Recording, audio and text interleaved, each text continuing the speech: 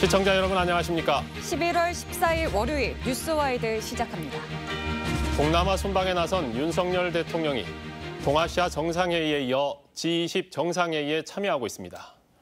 한미 정상회담과 한일 정상회담, 그리고 한미일 정상회담 등 외교 일정을 진행하는 가운데 국내에선 이태원 참사 책임 공방으로 정치권이 강대강 대치를 이어가고 있습니다. 네, 오승용 킹핀 정책 리서치 대표 그리고 정치부 이형길 기자와 함께 자세한 얘기 나눠보겠습니다. 안녕하십니까? 네, 안녕하십니까? 네, 대표님. 어때요? 이번에 한미일 해가지고 공동성명 발표했잖아요. 그리고 전반적으로 성과를 어떻게 보십니까? 일단 한미일 공동성명이 2016년 당시 박근혜 대통령 시절이었는데요. 그 당시 한미일 공동성명에 이어서 꽤 오랜만에 공동성명을 도출을 했습니다. 두 가지 측면에서 평가가 가능할 것 같은데요. 우선은 북핵 위기 대응에 있어서 한국과 미국이 일본의 공조체제를 확립했다는 것, 정보 그리고 전술무기 공유까지 논의가 됐다는 것은 상당한 수준의 합의다. 최근에 북핵 위기가 고조되고 있고 7차 핵실험 임박해 있다라는 그런 경고가 나오고 있는 상황에서 일단 안보 불안을 해소하는 데 있어서는 어느 정도 성과를 거뒀다고 봐야 될 것 같고요. 두 번째로는 전 세계적인 경제 침체, 경기 불황들이 있고 최근에 우리 대한민국 정부의 중국 시장으로부터 디커플링이 지금 현실화되고 있는 상황에서 이른바 아세안 플러스 인도 시장, 즉 세계 경제의 다원화를 모색하는 시도를 했다라는 것 측면에서는 일단 평가할 만하다. 그렇지만 지나치게 미국 의존도, 미국 중심의 시장 블록에 한국이 들어가는 거 아닌가라는 그런 우려의 목소리는 나오고 있는 것 같습니다. 가기 전에 MBC 전용기 이용 배제에 이어서 가서도 또 말이 좀 나와요. 뭐 풀 기자를 불허했다는 이야기 나오는데 이 부분은 어떻습니까? 일단 MBC 기자 탑승을 이제 거부한 거죠. 제안한 부분들은 좀 점스럽다라고 표현을 해야 되나요? 저는 좀 언론의 취재 자유라는 측면에서 본다면은 그렇게 긍정적으로 볼 수가 없는 조치였던 것 같고요. 그리고 풀 기자 불허 부분은 약간의 좀 오해가 있는 것 같습니다. 사실 그 회의장 자체가 좁은 장소였고 회의장에 참여했던 사람들은 삼국 대통령, 총리와 4명의 참모들만 배석하는 그런 체제였기 때문에 기자가 들어갈 공간 자체가 일단 없었던 거고요. 우리나라뿐만이 아니라 미국과 일본도 기자들이 들어가지 않았다. 그래서 풀 기자단이 들어가지 않았다라는 사실은 맞지만 그건 다른 나라들도 합의에 의해서 이루어진 것이기 때문에 마찬가지였고 끝나고 난 이후에 윤석열 대통령이나 바이든 대통령은 별도의 백브리핑 없이 돌아갔고 기시다 총리만 예정에 없던 백브리핑을 한 10분 정도 했는데요. 그건 어디까지나 이제 기시다 총리가 재량껏 한 것이기 때문에 우리 정부와는 좀 무관한 측면인 것 같습니다. 네, 이렇게 언론 배제에 대해서 이형길 기자 어떻게 생각하십니까? 보통 저희가 어떤 사안이 있을 때 풀단을 운영을 많이 하거든요. 풀단을 운영하는 이유는 예를 들어서 10개의 언론사가 있으면 그 언론사가 다 카메라를 가지고 들어오면 혼잡스럽고 그렇기 때문에 이 하나의 언론사가 찍고 그걸 공유하는 방식이고 이번에도 풀단이 거부가 됐다는 건 어떤 의미냐면 사실은 그게 말씀하신 대로 좁고 그 내용이 좀 보완이 필요성이 있을 때는 보통 모두 발언만 공개를 한다든지 이런 방식으로 합니다. 그래서 네. 지금은 모두 발언 공개도 없이 또 대통령실에 직원만 들어갔다는 거 아니에요? 사진 찍으러? 네. 그러면 사실은 그 자리를 보통 언론사에 양보하거든요. 근데 그것조차도 없어서 이어지는 그러니까 MBC 취재 불허, 탑승 불허에서부터 시작해서 이게 계속해서 논란이 이어져 오는 것 같습니다. 네, 아니 오늘 전국 언론 노동조합과 한국기자협회가 이제 김대기 대통령실 비서실장과 김은혜 홍보수석 비서관을 직권남용 혐의로 이제 경찰에 고발을 했습니다. 이 부분은 어떻게 보십니까? 직권남용이라고 했을 때는 권한남용의 내용이 있어야 되는데 그 내용이 무엇인지 일단 좀 궁금하긴 합니다. 그렇지만 만약 MBC를 대통령 전용기에 탑승을 불허한 부분을 가지고 직권남용이라고 하기에는 그것은 취재 자체를 가로막은 것은 아니기 때문에 그거 자체가 법원에서 직권남용으로 인용되기는 좀 어려운 측면들이 있는 것 같고요. 풀기자 불허의 경우나 앞서 제가 말씀을 드렸듯이 정상회담의 경우는 우리나라 언론 환경대로 대응하는 것이 아니라 각 정상회담 준비팀에서 사전에 취재와 관련된 부분들을 다 합의를 하게 되어 있습니다. 그래서 그 합의된 프로토콜에 따라서 취재 여부 등이 결정되는 것이기 때문에 이건 이제 그 우리나라의 사정만 가지고 적용해서 얘기하기는 좀 어려운 측면이 있는 것 같습니다. 그러니까 삼국이 다 같이 안 했기 때문에 큰 문제는 없을 거다. 그러니까 미리 이제 정상회담을 할 경우에는 아주 사소한 거 하나하나까지 심지어 마시는 음료수를 뭘로 할 것인가까지 어느 나라 회사 생수를 놓을 것인가까지 다 합의를 하거든요. 그래서 그런 디테일한 합의에 의해서 이루어지는 것이기 때문에 이 풀 기자단 문제는 철저하게 이제 국내 환경에서 이루어지는 얘기이지 실제로 미국이나 일본 같은 경우는 대통령이나 총리의 해외 순방에서 나갈 수 있는 언론 자체가 제한되어 있습니다. 그래서 이런 풀 기자단 자체가 우리나라에만 있는 현상이다라고 이해하시면 될 것 같습니다. 네, 그 오늘 리얼미터 여론조사 보니까 윤석열 대통령 지지율이 긍정평가가 34.6%, 이태원 참사 이후 조금 올랐습니다. 뭐 유의미한 수치는 아닙니다만은. 네, 뭐 리얼미터 기준으로 34% 그리고 한국갤럽 기준으로 이제 29% 지난 금요일 기준입니다. 약 1%포인트 정도인데 오차 범위가 리얼미터의 경우는 플러스 마이너스 2.22%포인트이고요. 한국갤럽의 경우에는 플러스 마이너스 3.1%포인트라는 거죠. 오차 범위보다도 훨씬 적은 폭의 이동이기 때문에 사실상 이걸 가지고 지지율이 올랐다 내려왔다라고 얘기하기는 좀 어려울 것 같고, 최근에 이번 그 정상회담 관련해서 이거 자체가 지지율에 영향을 미치고 있다라고 보기에는 좀 어려운 측면이 있고, 지지율이 보합세다라고 얘기하는 게 가장 정확한 표현일 것 같습니다. 이영 기자 보시기에는 이 수치가 이제 좀 더 이상 떨어지지는 않는다라고 보이나요? 어떻습니까? 사실은 여기서 더 떨어지기는 어려운 수준까지 떨어져 있다 이렇게 생각이 들고요. 사실 이번 주 말고 리얼미터 조사에서 지난주 조사를 보면 1.5%포인트 하락한 것이 지금 이번에 0.4%포인트 이번 주에 올랐거든요. 근데 부정평가도 같이 올랐어요. 1%포인트 같이 올랐고, 또 좀 이게 유의미하게 봐야 되는 게 윤석열 대통령의 핵심 지지층의 이탈이 좀 보이고 있어요. 긍정평가는 높아지고 있지만 예를 들어 대구 경북 지역에서는 9.7%포인트 부정평가가 늘어났습니다. 그리고 70대 이상 보수층 뭐 5.8%포인트, 4.7%포인트 각각 늘어났거든요. 그러니까 핵심 지지층이 빠져나가고 있는 이 현상에 오히려 더 윤석열 대통령 형 정권이 더 어떤 부담감을 느끼지 않을까 이런 생각이 듭니다. 그러면 이영길 기자 보시기에는 순방하고 나면 조금이라도 올라갈 것 같습니까? 어떻습니까? 이번 순방이 어떤 가시적인 성과를 낸다거나 아니면 그것들이 잘 알려졌을 때 이런 것들이 어떤 효과를 낼 수 있을 텐데, 사실은 지금 언론과의 대립각이 좀 있지 않습니까? 그리고 또 지금 특별히 그 미국 어떤 인플레이션 방지법이라든지 일본과의 관계 개선이라든지 뭐 획기적으로 볼만한 사안들이 없기 때문에 큰 효과를 내기는 어렵지 않을까라는 생각도 듭니다. 네, 이영길 기자가 언론관에 대해서 얘기를 했는데 윤석열 대통령이 언론관에 문제가 있는 거 아니냐라는 이제 비판이 나오고 있습니다. 어떻게 생각하십니까? 우선 윤석열 대통령의 핵심적인 국정 키워드 중에 하나가 자유라고 말씀을 드릴 수 있을 것 같은데요. 지금 현재 언론에 대해서 보이고 있는 모습들은 본인이 이야기했던 자유라는 국정 키워드와 부합하는가? 저는 이제 그것과는 다소 좀 동떨어진 형태로 가고 있는 측면들이 분명히 있다라고 봅니다. 사실 어떤 이것이 취재를 제한함으로써 어떤 언론의 자유를 침해했느냐 여부냐를 법적인 관점에서 논한다면 이건 사실 뭐 윤석열 대통령의 생각이 틀리지 않을 수도 있겠지만, 사실은 언론의 취재라는 것은 국민의 알 권리라는 측면에서 봐야 되는데, 그런 측면에서 본다면 저는 최근 보이고 있는 MBC에 대한 어떤 탑승 거부라든지 이런 부분들은 분명히 과거 본인이 이야기했던 거에 좀 반하는 행동인 것은 사실인 것 같습니다. 대통령실에서 말하는 자유는 본인들의 자유인 거죠. 뭐 정확한 의미는 제가 뭐 머릿속에 들어가 보지 않아서 모르겠습니다만은 본인들을 위한 자유여서는 안 되겠죠. 네.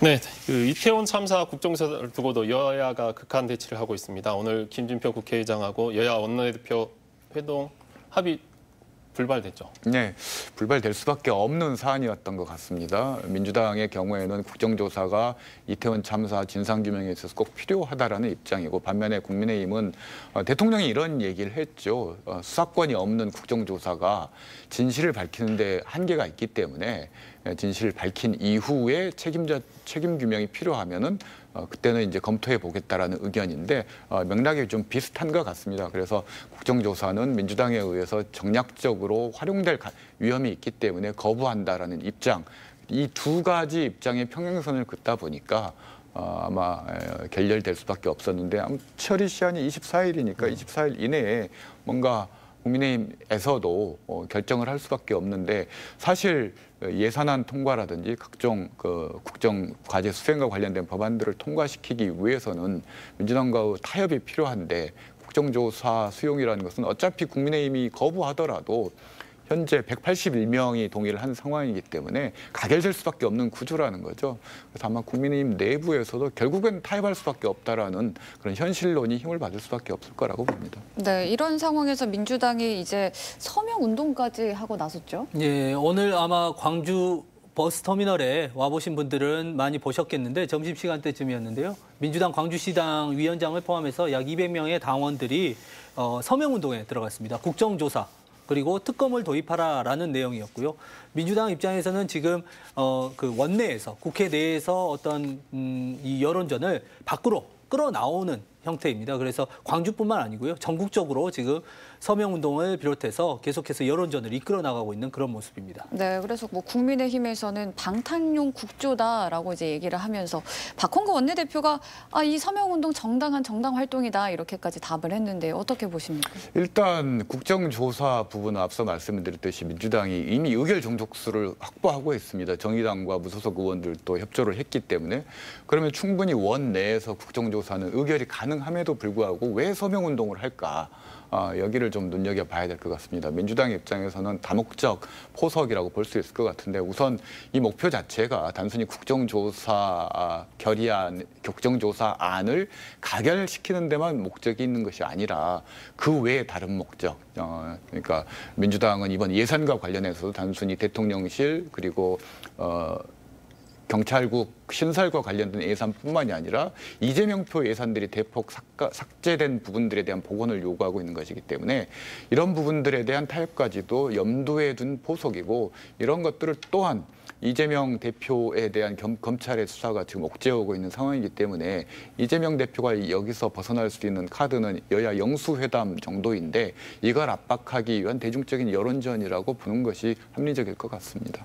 말씀하신 대로 지금 예산안이 12월 9일까지예요. 법정 시한이. 24일은 국정조사.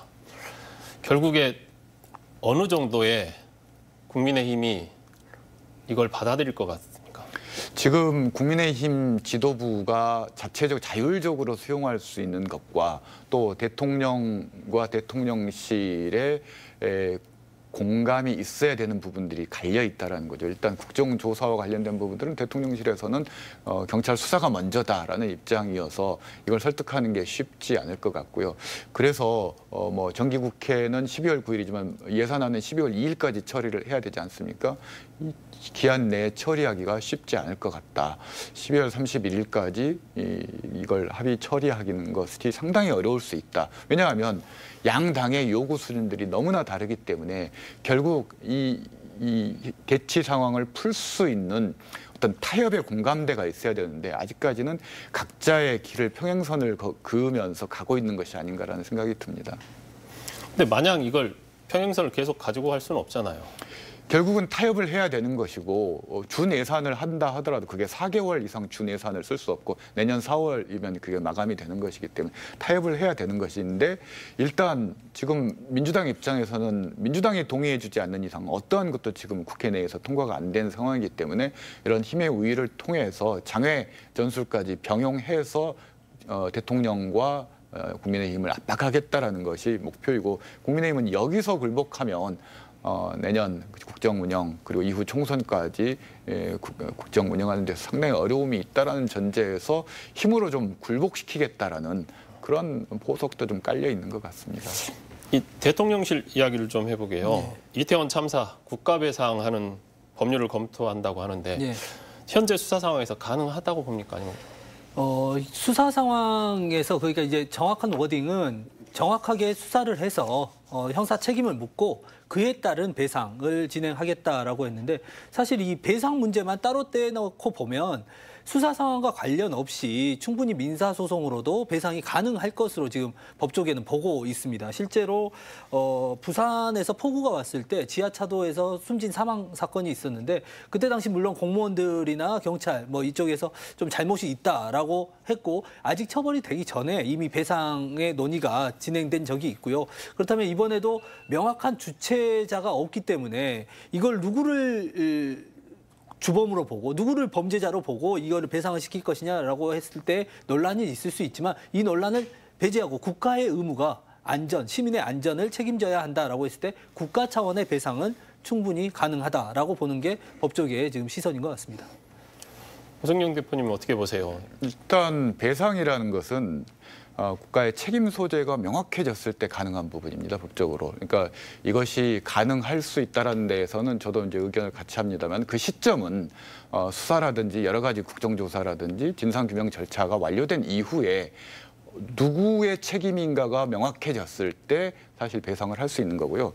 보상 같은 경우는 과거 세월호 사례도 있습니다만은 그런 책임 소재 여부를 떠나서 국가의 포괄적인 관리 책임을 통해서 얼마든지 정치적인 합의에 의해서 가능한 부분이기 때문에 시기적으로 본다면 보상책으로 접근하는 것이 훨씬 빨리 접근할 수 있는 부분이긴 합니다. 네, 이 이태원 참사와 관련해서 희생자 명단 공개를 두고 또 논란이 되고 있는데요. 시민 언론 단체인 한 단체가 이 참사 희생자 명단 전체를 일방적으로 공개를 한 일이 발생을 했습니다. 어떻게 보셨습니까? 일단 민들레라는 새로운 언론인데요. 약간의 노이즈 마케팅 아닌가라는 그런 생각도 들긴 합니다. 그렇지만 일단 이 문제는 법적으로 보면은 이름만 공개하는 것은 개인정보 침해나 이런 부분들은 아닙니다. 물론 당사자들이 프라이버시 침해한 것이다라고 소를 제기했을 경우는 분명히 다툴 여지가 있습니다만 다만 이름과 생년월일, 이름과 주민번호를 공개했을 때는 이 부분은 이제 개인정보에 해당돼서 그 부분까지 이제 적용을 받게 되는 것인데 일단 이름만 공개한 상태에서는 이 부분이 개인정보에 대한 침해는 아니다. 그렇지만 현재 유가족들도 일부는 이 공개에 반대하고 있지 않다라는 것이죠. 유가족 동의 없이 이렇게 공개하는 것이 자칫 우리들의 정의를 위해서 다른 사람의 어떤 프라이버시를 침해할 수 있는가의 논란으로 갈 수 있어서 상당히 이 문제가 돼서 정치적으로 논란을 빚을 수밖에 없는 그런 일인 것 같습니다. 네, 이용규 기자 어떻게 생각하십니까? 명단 공개 관련해서 네네네. 말씀이시고 명단 공개는 어찌됐든 지금 민주당에서 한 건 아니잖아요. 그리고 민주당 지금 현재 이런 것 같습니다. 그러니까 추모의 분위기와 열기를 어느 정도 수준으로 가져갈 것이냐에 대한 여야의 다툼이 이번 그 명단 공개에 나온 것으로 이렇게 보이는데요. 결국은 여당에서는 국민의힘에서는 추모의 분위기를 최대한 누르려고 한다는 의혹을 받고 있고 민주당에서는 증폭시키고 이걸 정치적으로 활용한다는 의혹을 받고 있는데 네. 그 두 가지에서 지금 현재 이 공개가 민주당의 입김이 작용한 것 아니냐라는 이런 시선들이 또 한쪽에서 작용하지 않나 이렇게 보입니다. 이상민 행안부 장관 거치 국정조사에 어떤 변수가 될 것 같습니까? 아무래도 이 부분이 좀 해결이 돼야죠. 국정조사를 했을 때, 국정조사 자체를 했을 때 누구를 대상으로 할 거냐라고 했을 때 이제 행안부 장관, 또 서울시장, 용산구청장 뭐 이런 대상이 될 텐데 직을 가지고 지금 현재 이런 태도에서 국정조사를 과연 수행할 수 있을 것이냐 이런 문제도 있을 것 같고요. 그리고 국정조사와 행안부 장관의 어떤 경질 혹은 사태가 이제 뭐 협상의 여지도 또 있을 수 있을 것 같은데 정치권에서 지금 현재 굉장히 강대강으로 있기 때문에 서로 간에 한치의 양보가 없습니다. 그래서 지금 현재 상황에서는 쉽게 전망하기는 어려울 것 같습니다. 오승영 대표님은 어떻게 보세요? 일단 이상민 행정안전부 장관은 개인 의사로 마음대로 물러날 수 없는 위치에 있다. 앞서 말씀드렸듯이 대통령이 국정조사에 대한 입장이 명확하기 때문에 지금 이 상황에서 장관이 대통령의 뜻을 무시하고 나 그만두겠다 할 수 있는 상황도 아니라는 거죠. 또 하나는 국민의힘 입장에서 본다면 지금 이상민 장관이 사퇴하는 것이 과연 실리가 있는가. 앞서 이영길 기자께서도 말씀하셨지만 예산안 타협 과정에서 얼마든지 협상 카드로 들어갈 수 있는데 지금 사퇴에 운운하는 것은 아마 그 협상에 실익이 없다 이렇게 판단할 것 같습니다. 네, 이제 지역 이야기도 한번 해보죠. 지역 최대 현안 중 하나인 광주 군공항 이전을 위한 특별법이 지역 국회의원을 중심으로 새롭게 발의되면서 올해 안에 국회를 통과할 수 있을지 관심이 쏠리고 있습니다. 이 법안을 대표 발의한 송갑석 의원의 인터뷰 먼저 보고 오시죠. 말씀드렸듯이 저희 당의 당론으로는 이미 채택이 됐고요. 이것은 원내대표하고 정책위 의장하고 상의해서 한 일이고 그렇게 알고, 그다음에 이제 어쨌든 이재명 당대표도 이 문제에 대한 의지가 굉장히 강하니까요.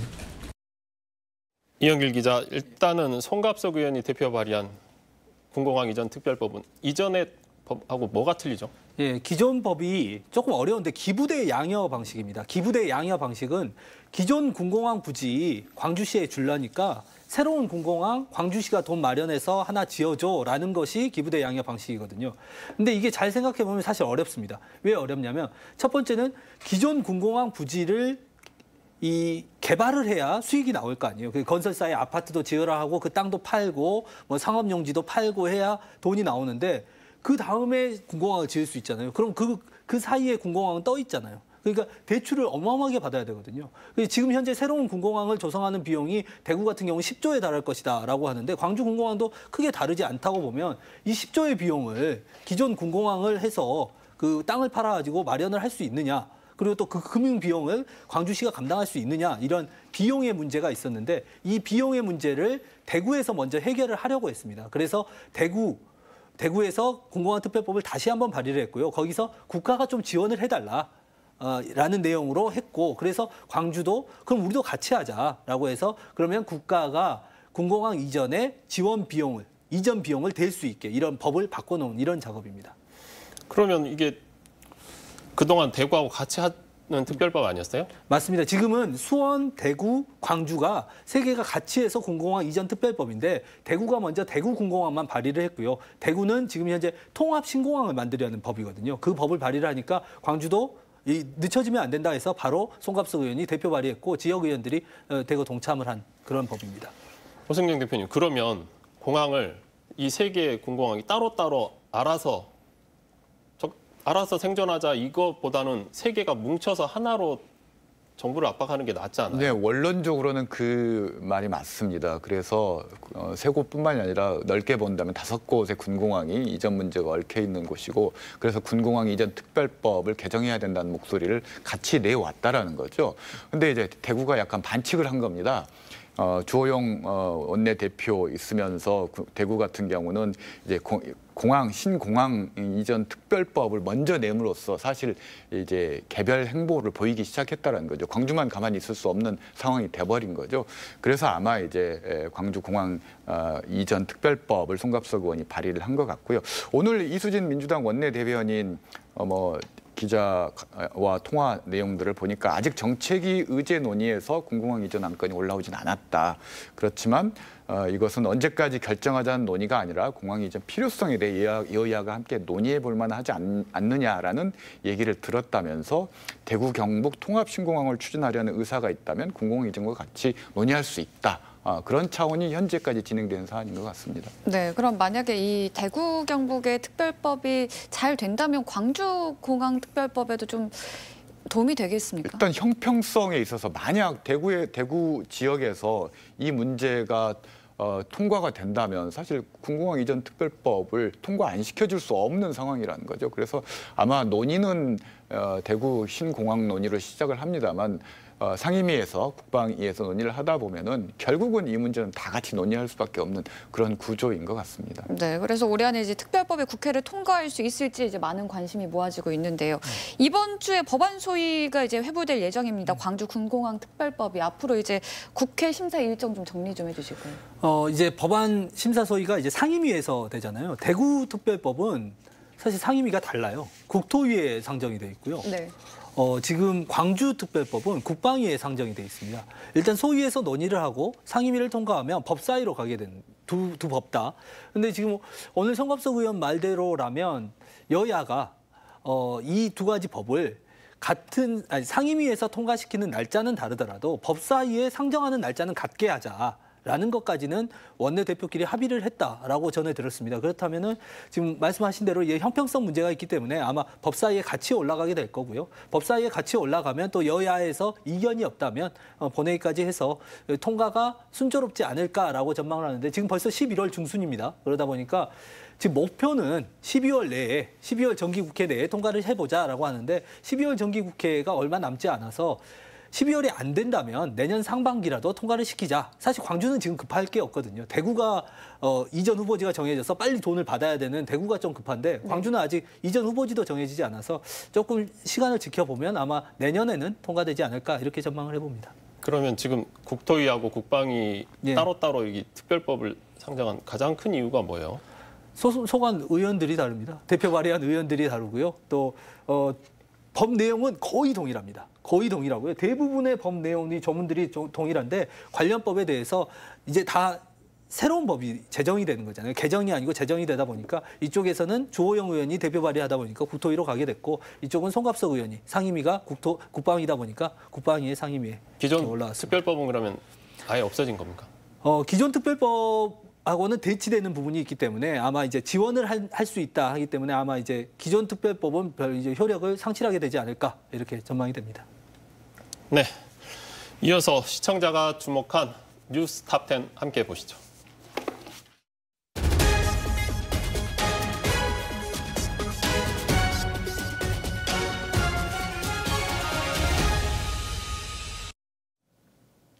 뉴스탑10 오늘은 시중은행의 금리에 대한 기사가 많은 관심을 받았습니다.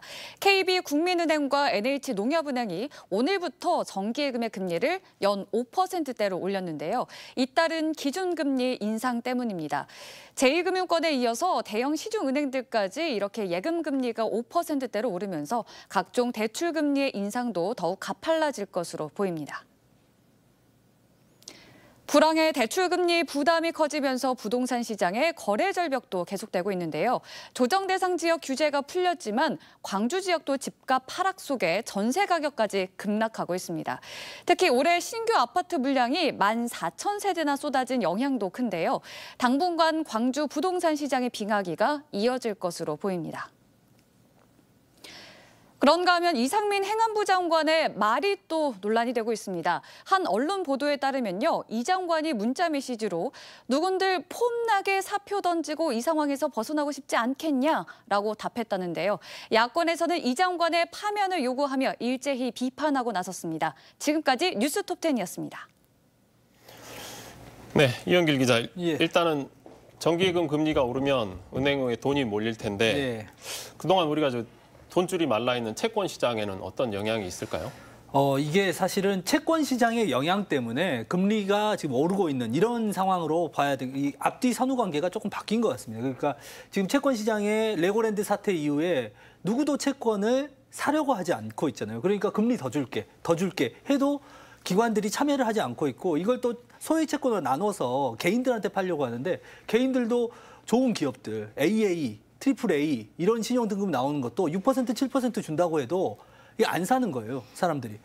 그러니까 이제 시중의 예금 금리도 당연히 따라서 올라줘야 예금 수신을 할 수 있을 거 아니에요. 그러다 보니까 예금 금리가 지금 계속 오르고 있는 이런 상황으로 이렇게 풀이가 됩니다. 그럼 예금이 계속 오르면 예. 더더욱 채권 쪽으로는 안 가는 거 아니에요? 이 시중 자금이라는 것이 사실 이 채권, 예금이라는 것이 거의 동일합니다. 저희가 예금을 한다는 것은 사실 채권을 사는 거하고 비슷해요. 그렇기 때문에 사실 예금과 채권 시장을 좀 다르게 보기는 어렵고요. 예금 채권 시장, 뭐 주식 시장, 부동산 시장 뭐 이런 식으로 나눠서 볼 수 있을 것 같습니다. 오승용 대표님 보시기에는 어떤 채권 시장에 좀 긍정적인 영향이 있을까요? 긍정적인 영향이 없을 것 같습니다. 왜냐하면 일단 미국 연준이 빅스텝을 밟으면서 금리가 계속 오르고 있죠. 금리가 오른다는 말은 우리나라에 있던 외환이 미국으로 빠져나간다는 걸 의미하는 거고 그걸 잡기 위해서는 우리나라도 같이 금리를 올려줄 수밖에 없다는 겁니다. 그래서 기업 입장에서는 그리고 주택담보대출을 한 개인 입장에서는 더더욱 이자 부담을 질 수밖에 없을 것 같고요. 채권 시장에 어려움이 있는 것은 사실은 한전 지금 회사채가 약 25조 원이 시중에 풀려 있는 상태입니다. 그러면 이 한전 한 개 기업만 우리나라 전체 회사채 시장에서 40%를 차지합니다. 다른 기업들은 회사채를 발행해도 누구도 사가지를 않습니다. 합니다. 한전이 있기 때문에. 그래서 기업 입장에서는 지금 사채를 통해서 회사채를 통해서 자금을 마련할 수도 없고 금리가 올랐기 때문에 은행 대출을 통해서도 자금을 마련하기 어려운 이중고에 시달리고 있다 이렇게 봐야 될 것 같습니다. 그러면 대출 금리가 또 오르겠네요. 대출 금리는 또 오를 수밖에 없습니다. 이미 미국이 계속 금리를 인상하겠다는 입장을 변화시키지 않고 있고요. 11월 24일에 금융통화위원회가 한국은행에서 열리게 되는데요. 기준금리를 0.25%포인트에서 0.5%포인트까지 인상 예정이라는 거죠. 이게 이제 시중은행권으로 이제 전이가 되면 이게 이제 5% 초반대의 금리까지 오르게 된다는 건데 이게 굉장히 일반 대출 이용자들에게는 큰 재정적인 부담이 될 수밖에 없는 금리입니다. 이영길 기자, 그러면 지금 은행에서 예. 이자를 더 줄 테니까 돈을 주라, 저축을 해라 이 말인데 예. 그러면 이자를 더 주려면 역시 대출 금리는 더 올라가겠죠? 대출 금리는 당분간 오를 수밖에 없는데 조금 희망적인 이야기를 하자면 거의 다 온 것 같습니다. 그러니까 미국에서 자이언트 스텝이라고 그러잖아요. 0.75%포인트를 계속 인상을 해왔고 12월에도 이제 연준에서 다시 한번 금리 인상을 논의하는데 최근에 미국 상황을 보면 0.75%포인트는 너무 많다. 0.5%포인트로 하자. 그래서 최종 목표 지점이 아마 이제 올해 말이면 4.5%가 미국의 기준금리가 될 것 같고 우리는 지금 3%거든요. 그러면 이번에 0.5% 올린다고 해도 3.5%. 그러면 사실은 저희가 너무 급격하게 금리가 올랐어요. 우리 연초에 제로금리였거든요. 네. 미국 제로금리였고 저희도 0.5%였고. 근데 지금 3%, 4%에 가까이 와 있으니까 너무 급격하게 올라서 그런데 희망적으로 말씀드리자면 거의 다 온 것 같습니다. 네. 네. 아까 그 부동산 시장도 채권 뭐 다 예. 같이 봤잖아요. 예. 그러면 이 부동산 시장 굉장히 어렵게 만들어 있는데 지금 상황은 어떻게 돼요? 좀 나아질까요? 부동산 시장은 당분간 좀 어렵겠죠. 왜냐하면 금리를 내릴 수는 없거든요. 그러니까 당분간 미국도 고금리로 계속해서 유지를 할 테고 우리나라도 그 금리 수준을 계속 유지를 해야 될 텐데 이게 사실 아파트 가격 플러스 금리 이것이 지금 현재 아파트 시장에 부담해야 될 비용인데 이 비용 수준이 너무 높아 있어요. 아파트 가격도 올라 있고 금리도 올라 있고 그러다 보니까 살 수 있는 사람들이 지금 시장에 접근을 못하고 있는 그런 상황으로 해석이 되고요. 참고로 지금 강기정 광주시장도 집을 팔려고 내놨는데 5천만 원을 낮췄는데도 3개월 동안 매수 문의가 없다고 그럽니다. 네. 오 대표께서 보시기에 이 금리 인상 언제까지로 보세요? 뭐 이영길 기자 예상대로 됐으면 좋겠고요. 일단 저의 희망사항이고 바람이기도 하고요. 그렇지만 올 10월 달, 지난 10월 달 은행 수신, 그러니까 금리가 오르니까 수신만 6조 8천억이 증가를 했다라고 합니다. 바꿔 얘기하면 금리가 오르니까 사람들이 전부 예전에 주식했던 분들이 전부 은행으로 가고 있는 거죠. 그러면 이렇게 하면 은행의 부실이 해소되느냐면 그게 아닙니다. 지금 한국생명이 콜옵션을 거부를 했다라는 거죠. 회사채 발행도 안 되고 은행 대출도 안 되기 때문에 콜옵션을 거부한다는 것은 부실이 쌓여있던 기업이 도산할 우려가 있다는 겁니다. 그러면 은행의 부실이 해소되는 게 아니라 오히려 악순환의 고리로 갈 수 있는 우려도 있다는 거죠. 그래서 미국에서 금리가 내리는 시점까지 이런 일들이 좀 제발 안 터졌으면 좋겠습니다. 네. 그럼 이제 이 금리 인상 여파에 따른 서민 경제 영향은 어느 정도로 좀 생각하고 계십니까? 일단 담보대출, 특히나 이제 광주 지역도 마찬가지이긴 합니다만 수도권 이른바 영혼까지 끌어모아서 주택담보대출을 했던 분들은 매월 부담해야 되는 대출 원금 플러스 이자의 부담이 계속 늘어났다라는 거죠. 이것이 단기간에 해소되기 어려운 상황이라는 건데 이것이 쌓이다 보면 개인 부실까지 이어질 수 있다라는 거죠. 그래서 기업 부실과 개인 부실이 같이 연동되는 시나리오는 최악의 시나리오인데 앞서 말씀드렸듯이 그런 일이 좀 없었으면 좋겠습니다. 네. 최근에 그래서 이제 부동산 규제 완화 방안이 나오지 않았습니까? 근데 아직 DSR은 완화가 되지 않았단 말이죠. 이게 완화될 가능성이 있겠습니까? 일단 제도 완화의 효과를 지금 당장 기대할 수 있느냐 하면 또 그건 아니라는 거죠. 그리고 결국은 이게 이제 선순환 구조가 만들어지기 위해서는 대외 경제 여건이 좋아져야 되고 그리고 외환 보유액을 비롯해서 우리나라의 재정 여건이 같이 좋아지면서 은행까지 이런 자금 순환의 어떤 허브 역할들을 했을 때 선순환을 낼 수 있는데 지금은 이런 것들이 계속 언밸런스, 엇박자를 내고 있는 상황이어서 아마 굉장히 좀 조심하고 유의해서 봐야 될 상황인 것은 분명한 것 같습니다. 네. 네. 저희 기사에도 보니까 이상민 장관 네. 폼나게 사표 예. 어떻게 생각하세요?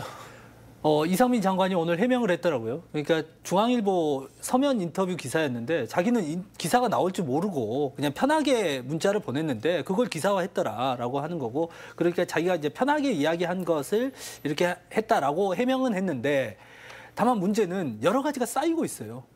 최초의 해명, 이거 우리가 할 수 있는 일이 없었다. 경찰 거기 가도 할 수 있는 일이 없었다. 책임 없다라고 했고, 또 그 이후에는 또 대통령실에서 홍보수석이 웃기고 있네. 뭐 이런 필담을 나눠서 또 논란이 되고, 다시 이번에 이런 것들이 계속 논란이 되니까 지금 정부 여당은 혹시 이태원 참사에 대해서 전혀 책임지고 싶은 마음이 없는 거 아니야?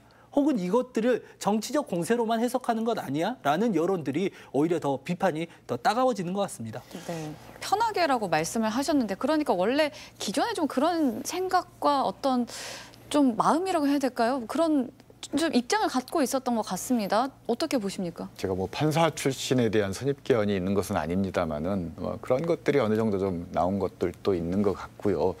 선의로 해석하자면 책임을 진다라는 게 당장 이렇게 그만두는 게 능사가 아니라 사후수습을 한 다음에 그에 상응해서 책임질 부분이 있으면 책임지는 게 진짜 책임 아니냐라는 그런 맥락의 내용으로 읽혀지긴 합니다만, 폼나게라는 단어가 들어감으로써 사실상 그런 선의로 받아들일 사람은 아무도 없다라는 거죠. 이분은 소통에 있어서 상당히 심각한 문제가 있는 분이라는 생각이 듭니다. 네, 알겠습니다. 두 분 이야기는 여기까지 듣겠습니다. 함께해 주셔서 감사합니다.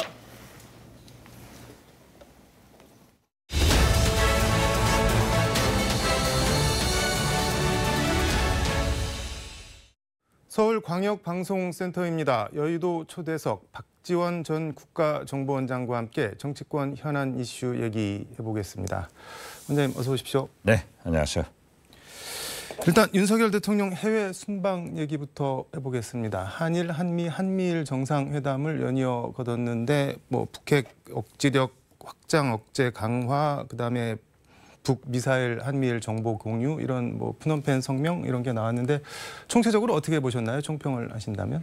지금 현재까지 네. 성공적으로 진행하고 있는 것으로 저는 평가를 합니다. 네. 그리고 한미 정상회담도 네. 중요하지만은 한일 정상회담에서 어떻게 됐든 강제징용 문제 등 네. 해결하자 네. 하는 원론적 얘기를 했지만은 네. 평가를 해야 된다고 생각합니다. 그러나 가장 중요한 것은 네.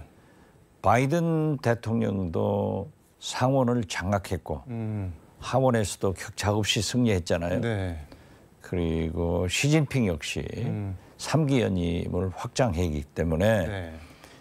미중 정상들이 상당히 힘을 가지고 나왔어요. 네. 그렇기 때문에 오늘 발리에서 G20 정상회의에서 미중 정상회담이 어떻게 나오느냐, 그리고 한중 정상회담을 할 수 있느냐, 네. 여기에서 이번 외교 순방의 평가가 나오리라고 생각합니다. 어떻게 됐든 so far so good, 지금까지는 좋다. 지금까지는 좋다. 이게 한일 정상회담, 한미 정상회담이 모두 발언을 카메라한테 공개를 안 하고 영상 기자들한테 공개를 안 하고 이른바 뭐 전속 취재라고 해갖고 이제 대통령실 직원이 촬영해서 준 거를 쓰도록 했고, 그다음에 회담이 끝난 다음에 기자 질의응답도 취재 기자 질의응답도 안 받고 그냥 넘어갔는데, 이거는 어떻게 보셨나요? 그것은 굉장히 잘못된 것이라고 저는 평가를 합니다. 네. 이번 MBC 네. 기자를 탑승 거부했잖아요. 네. 그런데 비행기에 가시면서도 네. 대통령께서 기내 간담회도 하지 않으시고 특히 한미 정상회담에 네. 우리 취재 기자를 취재하지 못하게 하고 네. 대통령실 전속 기자가 찍어주는 사진을 사용해라. 네. 이것도 문제가 되지만은 사실 그 질의응답을 미국과 일본 기자들은 했는데 네. 우리 한국 기자만 봉쇄시킨 것은 저는 굉장히 잘못이다. 이것은 아마 12구 참사, 네. 이태원 참사에 대한 질문이나 MBC 취재 거부에 대한 네. 그러한 것을 취재 기자들이 성명을 내고 갔고 네. 질문을 할까 봐서 봉쇄한 것 아닌가. 네. 이것은 민주주의 원칙을 진짜 거부하는 안 좋은 일이다. 저는 혹평을 합니다. 이게 말씀하신 대로 MBC 기자들 1호기 탑승 금지를 하니까는 이제 대통령실 기자들이 그 철회해야 된다 이런 일종의 좀 반박 성명 같은 것도 내고 그 직후에 그러면은 뭐 모두 발언 뭐 들어오지 마라 영상 취재 기자들 이렇게 되는데 까마귀 날자 배 떨어지는 걸 왜 이렇게 자초를 하시는지 잘 이해가 안 되는데 있을 수 없는 일 아닙니까? 근데 이 결론 이런 거 결정은 누가 하나요? 비서관이나 수석들이 하나요? 어쨌든 대통령 의중이 좀 반영이 되는 지금 거예요. 현재 보면은 MBC 기자를 못 태우게 한거나 네. 그렇게 원천적으로 봉쇄를 해버리는 것은 네. 대통령이 그런 결정을 했지 누가 했겠어요. 이것은 굉장히 저는 앞으로도 오점이 될 것이다. 5점이요. 예, 그렇죠. 이건 언론 탄압의 하나의 상징적인 의미가 있고 취재 거부를 하는 그러한 일은 민주주의 국가에서 있을 수 없죠. 네. 이게 무슨 중국입니까? 러시아입니까? 북한입니까? 대한민국 아니에요. 네. 어떻게 대통령께서 비속어 쓴 것을 가지고 네. 그 촬영에 나오니까 이러한 것을 원천 봉쇄하려고 하면은 그건 아니죠. 잘못이에요. 대통령실에서는 뭐 취재 거부는 아니고 뭐 편의 제공 아니, 그게 취재 거부지 무슨 편의 제공. 그게 말이 돼요? 아니 그리고 대통령 전용기는 내 세금입니다. 네. 국민의 세금으로 가는 거예요. 그리고 모든 기자들이 김대중 대통령 때부터 네. 비행기 값도 내고 호텔값, 뭐 전화값, 점심값 다 내요. 네. 이걸 가지고 못하게 하면은 문석열 대통령의 공정과 상식이 아니잖아요. 네. 그건 공정하지 못하잖아요. 상식이 어긋나잖아요. 그리고 취임사에서부터 유엔 연설 이번에도 자유 했는데 네. 윤석열 대통령의 자유 속에는 언론의 자유는 포함되지 않는다 하는 것을 자기가 스스로 웅변으로 증명한 거 아니에요. 근데 윤석열 대통령이 뭐 저 출발하시기 전에 도어 스태핑에서 저 해외 순방 관련해서 뭐 국민 세금, 국익 뭐 이런 말씀을 하셔서 아직도 이제 어떤 분들은 그 대통령실 기자들이 해외 순방 따라가면은 세금으로 가는 줄 알고 있는 분들도 꽤 아직 있는 것 같아요. 그렇죠. 그것도 잘못이죠.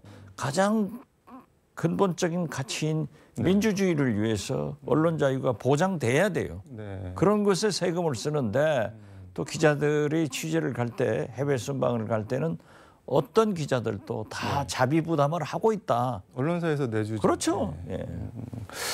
김건희 여사 캄보디아 프놈펜에서 우리 의사가 설립한 헤브론 의료원도 방문하시고 뭐 그 다음 날 그 심장병 앓고 있는 14살 소년이라고 하는데 거기도 가서 위로하고 격려하고 이런 행보들을 쭉 이어갔는데 어떻게 보셨나요? 글쎄 대통령 배우자들의 공식 행사가 있는데 거기서 네. 거기는 가지 않고 네. 그러한 독자적 행동을 한 것은 외국 대통령 배우자들이 어떻게 보았을까? 네. 그리고 주최국에서는 어떻게 보았을까? 저는 그것은 잘못됐다고 생각합니다. 그리고 그 사진도 네. 취재 기자가 가서 찍어야지. 네. 자기들이 찍어가지고 그 많은 사진을 배포하기 때문에 네. 오드리 헵번, 제키 케네디 코스프레한다. 이런 거 아니에요? 이상민 장관이 네. 폼나게 사표 내고 싶다고 했는데 폼나는 사표가 어디 있어요? 자기는 폼나게 사법 처리 당해야지. 그런데 김건희 여사는 네. 제크린 케네디 이후 민소매 네. 입고 바이든 대통령 팔짱 끼고 폼나게 사진 찍었더라고요. 이건 좀 오바인 것 같아요. 이게 제가 궁금한데 이게 그 말씀하신 대로 각국 정상 배우자 프로그램 이게 공식 명칭인 것 같은데 이제 영부인들을 앙코르와트 사원에 불러서 행사를 한 모양인데 그걸 안 가고 이제 그 다른 원래 참석을 하려고 하다가 이제 다른 일정 뭐 14살짜리 거기를 갔는데 원래 이렇게 뭐 이렇게 바뀌기도 하고 그러나요? 이게 현장? 아니 글쎄요. 네. 아니 공식 행사의 가시로 네. 김건희 여사가 대통령을 수행했지. 네. 거기 이문 가려고 가신 건 아니잖아요. 그래서 공식 행사에 가시고 네. 남는 시간에 거기를 가셨다고 하면은 금상첨화죠. 그리고 가서 무슨 뭐 사진만 왕땅 찍어가지고 네. 오드리 헵번, 제클린 케네디 네. 코스프레하고 오니까는 굉장히 그건 옳지 않다고 생각합니다. 바이든 제가 너무 칭찬했나 봐요. 오버했어. 그 바이든 미국 대통령 팔짱을 낀 것도 뭐 네티즌들 사이에서는 갑론을박이 오가는 것 같은데 대통령 비서실장을 하셨는데 이런 거를 뭐 본거나 들어본 적이 있으신가요? 그래서 저도 들어본 적도 없고 본 적도 없어요. 우리나라 영부인들이 그렇게 한 적은 없지만은 뭐 신세대고 젊으니까 신세대인가? 그렇게 할 수도 있다고 생각하는데 네. 그런 게 오버 아닌가. 만약에 그러한 것을 하시려고 했으면은 의전 비서관이나 네. 외교안보실장과 사전에 숙의됐다 하면 몰라도 그건 조금 거시기해요. 아무튼 좀 오버한 것 같아요. 그거를 뭐 누가 하라 마라 할 수는 없고 그걸 상의하기도 좀 그런 거 아닌가요? 그러니까 제가 얘기한 거죠. 캄보디아에서 보면은 윤석열 대통령은 안 보이고 김건희 여사만 보이잖아요. 그래서 저는 권력 서열 1위가 김건희, 2위 윤석열, 3위 이상민 이런 얘기가 나온다라고 했는데 아무튼 좀 그래요. 1위 김건희는 너무 많이 나가신 거 아니에요? 지금 현재는 언론에 가장 각광을 받는 것을 보면은 김건희 여사죠. 네.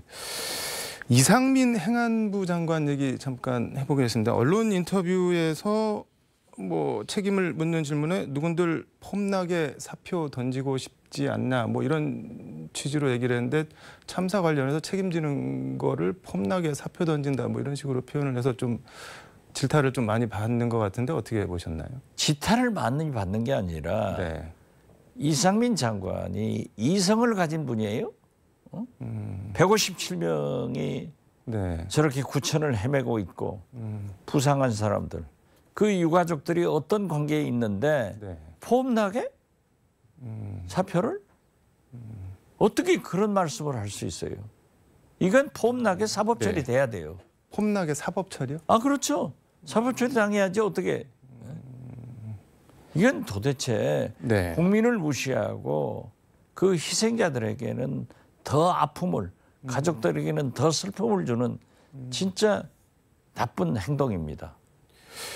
근데 그 윤석열 대통령 동남아 해외 순방 출국하면서 보니까 성남 서울공항에 나와서 이렇게 차렷 자세로 서 있다가 윤석열 대통령이 차량에서 내리니까 이렇게 고개를 딱 이렇게 깍듯이 숙여서 인사를 하니까는 대통령이 어깨를 이렇게 툭툭 2번 치고 가셨는데 보통 이렇게 어깨 치는 거는 뭐 격려 뭐 이런 의미잖아요. 그건 어떻게 보셨나요? 그러니까 대통령께서도 조문할 때도 6번 할 때 5번을 데리고 다녔잖아요. 네. 그것도 지탄 받았잖아요. 그런데 물론 행안부 장관은 주무장관이기 때문에 환송 행사에 갔지만은 네. 그 대통령이 탁 치고 가니까 아 역시 충암고등학교 서울법대 후보만 챙기는구나. 그러니까 윤석열 대통령의 인사가 결국 실패한 망사다 하는 평가를 받는 거예요. 아무튼 돌아오실 때는 그런 일이 좀 없었으면 좋겠고 돌아오시면서 이상민 장관은 사법 처리로 돌렸으면 좋겠어요. 물론 잘못했지만은 네. 경찰, 특히 용산 서부 소방서장 네. 뭘 잘못했어요? 이런 분들은 책임을 하위직으로 전가하기 때문에 용산경찰서 정보계장이 네. 그런 참 비극적 결론을 가져왔잖아요. 네. 그래서 저는 거듭 말씀드리지만은 대통령의 진정한 대국민 사과, 총리, 대통령실의 총사퇴와 네. 이상민 장관, 서울경찰청장, 경찰청장, 용산구청장은 반드시 사법 처리를 해서 법적 책임을 져야 된다. 저는 이렇게 다시 한번 말씀드립니다. 시간 관계상 이것만 물어보겠습니다. 그렇게 좀 책임을 지어야 된다고 말씀을 하시는데 윤석열 대통령은 뭐 그냥 막연하게 다 책임져라. 그것은 현대 사회에서 있을 수 없는 얘기다. 이렇게 얘기를 했는데 뭐 당분간은 그런 문책 같은 게 없을 것 같은데요. 아니 이태원 참사, 12구 참사 같은 것이 일어나는 것이 현대 사회에서 있을 수 있는 일이에요? 국가가 없었잖아요. 네. 정부가 없었잖아요. 그 책임은 대통령한테 있는 겁니다. 그러나 우리가 내각체라고 하면은 이미 정권이 바뀌었을 거예요. 네. 대통령 중심제이기 때문에 대통령의 진정한 사과가 있어야 된다 하는 거지. 만약 세월호처럼 처리를 하면은 제2의 박근혜의 길을 간다. 그 나중에 어떤 결론이 올 거예요. 결과가 올 거예요. 그걸 잘 생각하셔서 빨리 처리를 하는 것이 좋다. 거듭 말씀드립니다. 근데 참사도 참사지만 참사가 일어난 이후에 보면은 뭐 참사가 아닌 사고다, 뭐 희생자라고 하지 말고 사망자라고 해라 그러고 날 웃기고 있네, 뭐 이런 말까지 나왔는데 이게 총체적으로 이게 왜 이렇게 가고 있는 걸까요? 지금 진짜 웃기고 있네 소리를 들어야 하실 분은 윤석열 대통령이에요. 우리가 사고는 언제든지 날 수 있습니다. 네. 앞으로도 날 수 있고. 그렇지만 이걸 잘 수습을 해서 책임 소재를 분명히 맡기고, 즉 도의적, 네. 정치적, 법적 책임을 갖춰서 해야만이 앞으로 사고를 방지할 수 있는 거예요. 네. 진짜 웃기고 있는 거 아니에요? 그냥 없는 것처럼 쓱 넘어가자? 이건 아니죠. 실패한 박근혜의 길로 가지 말자 이거죠. 실패한 세월호 수습이 안 되게 하는 것이 네. 진정한 우리 국민이 바라는 거고 157명의 희생자를 네. 생각하는 그런 수습의 방법이다. 저는 그렇게 말씀드립니다. 귀국할 때도 대통령 귀국하실 때도 공항에 이상민 장관은 나간다고 하던데. 나가겠죠. 네. 그때까지 가서 어깨나 툭 치지 않았으면 좋겠어요. 알겠습니다. 모르겠죠. 또 기자회견도 안 할 거니까. 그러면 안 되죠. 예. 네. 알겠습니다. 오늘 말씀은 여기까지 듣도록 하겠습니다. 고맙습니다. 네. 감사합니다. 네, 지금까지 서울광역방송센터에서 박지원 전 국가정보원장과 함께 전해드렸습니다.